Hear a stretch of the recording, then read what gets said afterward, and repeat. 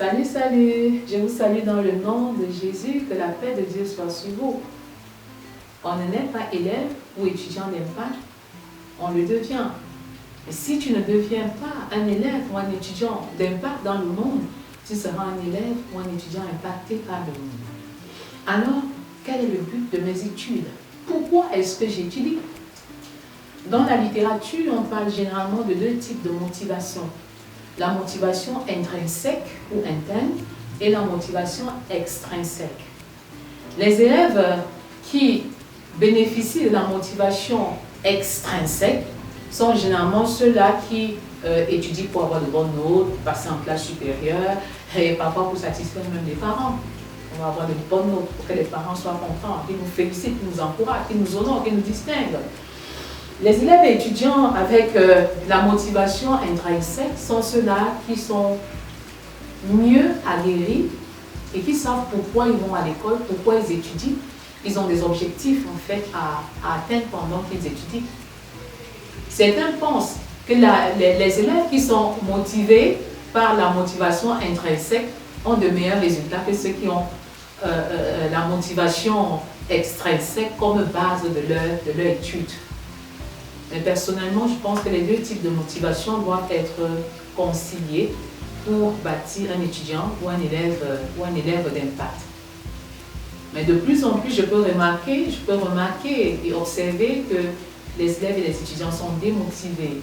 Les élèves et les étudiants sont même amotivés. Il y a des situations où il y a même absence totale de motivation. Nous parlons de but des études.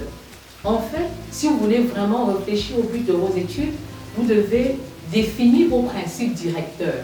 C'est-à-dire que les principes qui gouvernent votre vie, des principes qui vous aident, qui orientent votre vie, qui orientent vos actions ou qui vous poussent à agir ou ne pas agir. Les principes directeurs du Cameroun sont paix, travail, patrie. Généralement, il ne faut pas choisir plus de 3. Il sera très très difficile d'inscrire votre vie dans plus de 3 principes directeurs. Mes principes directeurs sont l'amour inconditionnel, le jeûne et la prière et le discipulat familial. Vous pouvez choisir les vôtres.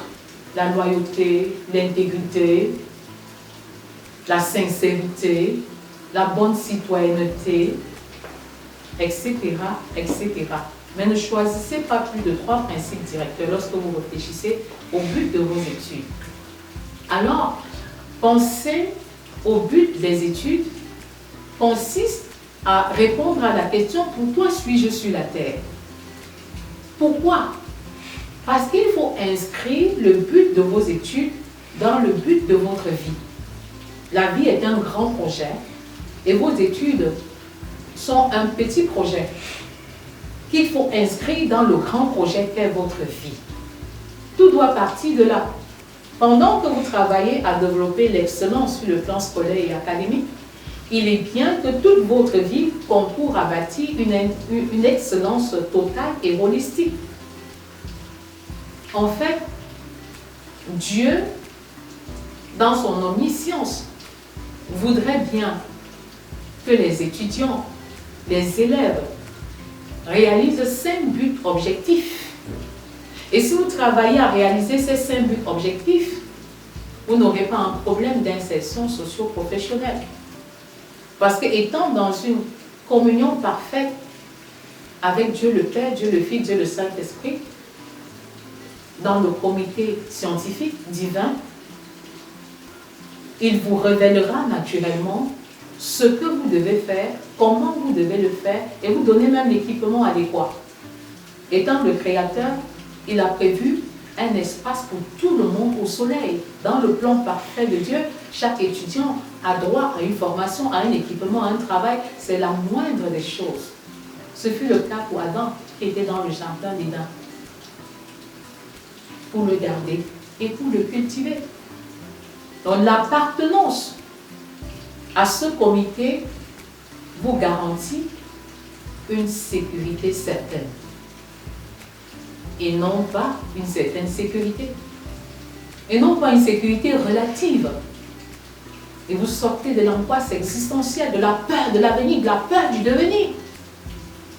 C'est pourquoi je vous encourage à intégrer ce comité divin scientifique ce comité scientifique divin, intégrez-le et exercez-vous à accomplir et à réaliser ce que j'appelle les 5 objectifs éternels de Dieu pour l'étudiant et pour l'élève.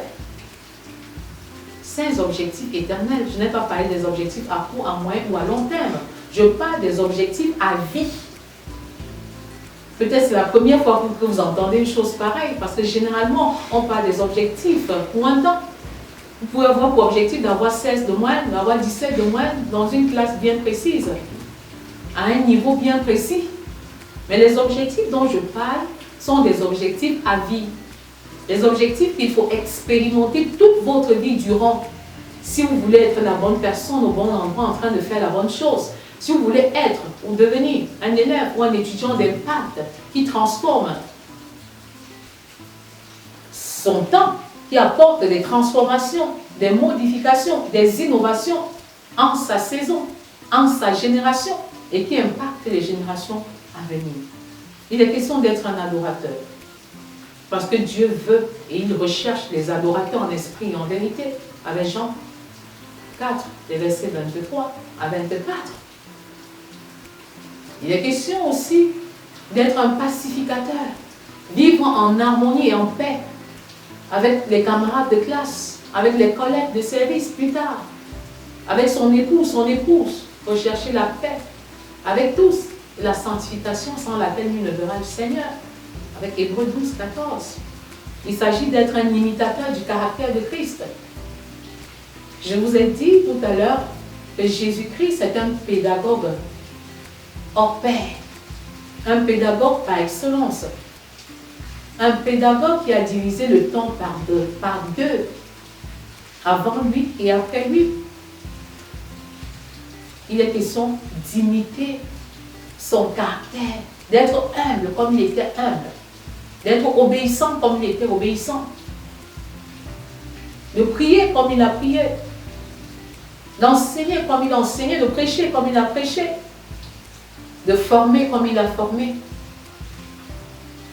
d'être focalisé comme il était focalisé. Il s'agit également d'être un serviteur. Vous savez, la société nous forme pour être des patrons, personne ne peut servir. Mais la bonne nouvelle est que le bonheur réside dans le service, quelle que soit votre position. Médecin, chef d'entreprise, enseignant, ingénieur, votre grandeur se mesure à votre capacité de vous rabaisser et de servir les autres. Le service n'est pas l'apanage des subalternes, mais le plus grand est celui qui sert. Le plus grand est celui qui sert. Le plus grand est celui qui apporte ses services à l'autre avec abnégation, de manière sacrificielle et sans attendre quoi que ce soit en retour. Et en dernier lieu, il est question d'être missionnaire, c'est-à-dire être un enfant de Dieu, devenir membre de la communauté, devenir membre du comité scientifique divin et aider les autres à appartenir à ce comité-là. Être un disciple, il est question d'être un disciple, un élève au pied de Jésus, au pied du Père, du Fils et du Saint-Esprit, formant d'autres disciples, afin qu'ensemble, nous ayons un impact à l'échelle mondiale et planétaire. Quel est le but de tes études? Inscris le but de tes études dans le grand but de ta vie en répondant à la question « Pourquoi suis-je sur la terre ?» Pour être un adorateur, un pacificateur, un imitateur du caractère de Christ, un serviteur et enfin un missionnaire. On ne naît pas élève ou étudiant d'impact, on le devient. Et si tu ne deviens pas un élève ou un étudiant d'impact dans le monde, tu seras un élève ou un étudiant impacté par le monde. Alors, choisis de devenir un élève, un étudiant d'impact. Que Dieu te bénisse.